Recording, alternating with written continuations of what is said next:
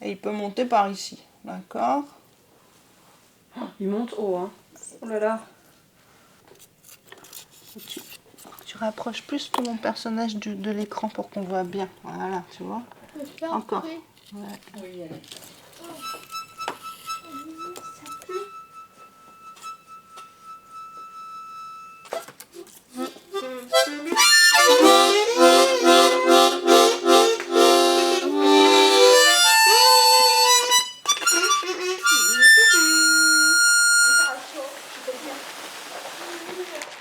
L'idée, c'est de travailler avec des gens dans des structures différentes. Là, c'est un IME, mais moi, j'ai déjà fait dans une auberge de Genève.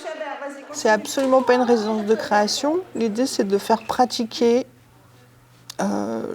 les gens qui sont dans l'établissement où tu te trouves. J'ai pas dessiné. C'est quoi être artiste, d'abord? Prête? Être célèbre. Alors, être célèbre, c'est être célèbre. Il y a des gens qui sont célèbres et qui ne sont pas des artistes. Et il y a des artistes qui ne sont pas du tout célèbres. Moi, je crois que je suis une artiste et je ne suis pas du tout célèbre.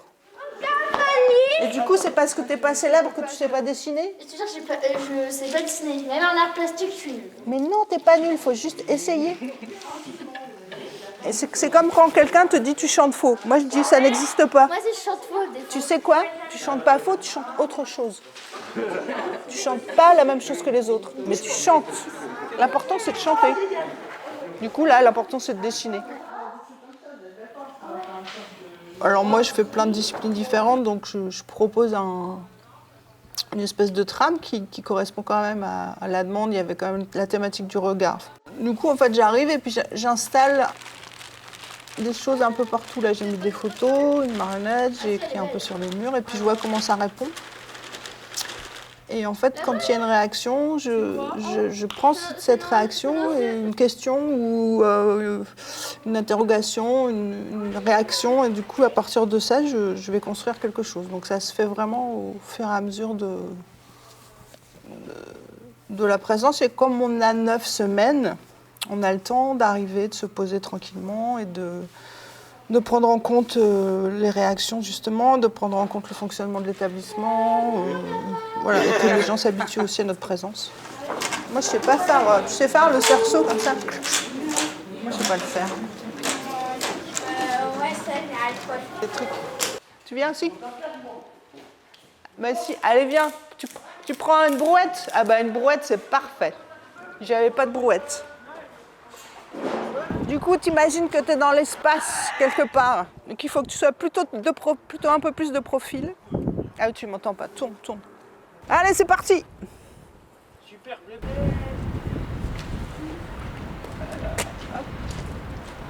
Dans l'espace, tu imagines, il n'y a pas de sol. D'accord.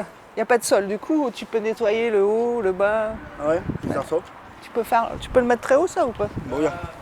Même plus très très haut? Bon, bien. Non, mais encore plus, je veux dire, genre un truc comme ça, Ouais. genre comme ça. Regarde dans l'air. Ouais, super.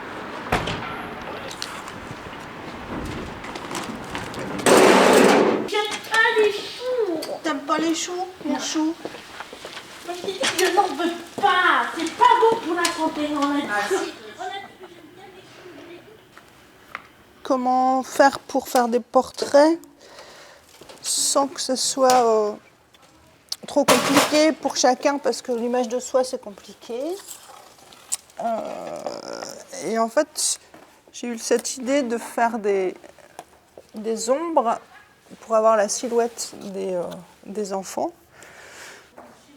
Et ensuite, je leur ai demandé ce qu'ils aimaient bien dans la vie, ce qu'ils avaient dans la tête en général dans leur journée. Donc en fait, ils ont dessiné à l'intérieur de leur silhouette, ce qui nous permet d'avoir une espèce d'image de eux avec ce qu'ils ont dans la tête. Donc c'est des autoportraits qui leur ressemblent mais qui ne sont pas leur image directe. Et en fait, avec ça, on va aussi pouvoir, dans un deuxième temps, faire des ombres sur un écran où ils vont se raconter d'une certaine manière en montrant leur image dans l'ombre. enfin, mettre de la lumière dans les ombres, enfin voilà, tous les mots qu'on veut mettre au bout de ces histoires-là. Et voilà. Alors en fait, il s'agit de notre seconde résidence artiste. Donc les professionnels de l'établissement avaient déjà vécu cette expérience l'année dernière. Donc il y avait moins de réticence cette année, mais effectivement, l'arrivée d'un artiste dans un établissement, ça vient impacter l'organisation et le fonctionnement de chacun au quotidien, puisque les actions et le regard porté par l'artiste est souvent en décalé par rapport à ce que nous, on peut proposer d'une journée rythmée dans un établissement avec aussi le cadre éducatif qu'il y a derrière. Ce décalage de l'artiste, en fait, permet aussi de nous re-questionner par rapport aux pratiques en règle générale. Ça apporte de permettre aux enfants comme aux professionnels de redévelopper ce côté imaginaire et quelquefois de retrouver notre part d'enfant, la part d'enfant qui est en nous, mais aussi de sensibiliser par rapport aux différentes actions culturelles qu'il peut y avoir, qui peuvent être proposées en ville ou dans les différents espaces au cœur de la cité. C'est ce Magic où ils ont joué ils ont joué à ça. On avait fait ça, c'était pas mal. Il faut que ça soit sur le vert, parce que par exemple, tu vois là c'est sur le rouge, c'est pas bon. Donc...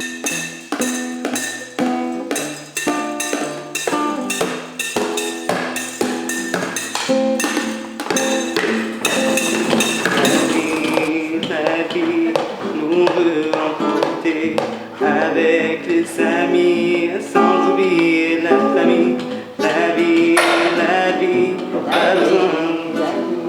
La vie, on veut en profiter, c'est ça la vie.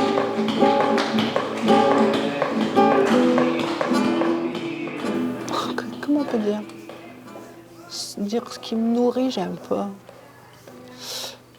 C'est l'endroit où j'ai envie d'être de toute façon. Ma place, où j'ai envie d'être, c'est d'être artiste avec les gens. C'est-à-dire de les amener, eux, à faire des choses. Donc là, c'est juste parfait. Il y a 90 gamins, il y a 50 personnes encadrantes et je fais des choses avec tout le monde. Donc c'est juste trop bien. Et puis de toute façon, on est surpris chaque jour.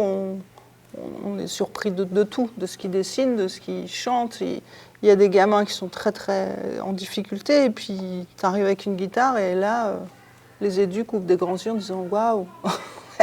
il a le sens de la musique, il va chanter avec toi. Et voilà, quand tu fais ça, c'est que tu as fait ton taf et c'est chouette.